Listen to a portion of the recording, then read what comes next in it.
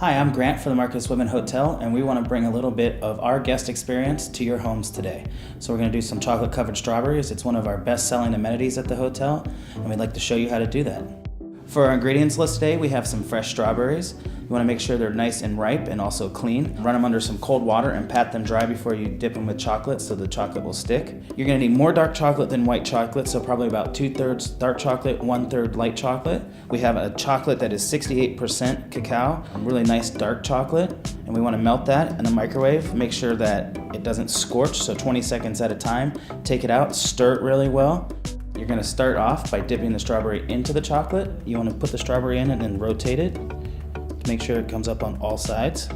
When you set it down on your parchment paper, you want to set it down and then push it forward so you don't have that little drip that comes off. It'll look like a beautiful strawberry. And now to garnish it, we're just going to take our white chocolate, and I have a fork here. You can also do this with a skewer, but I like the fork because you can get a few drips at a time. Make sure you have nice flow off of your fork, and then we'll just garnish it with a little bit of cocoa nib.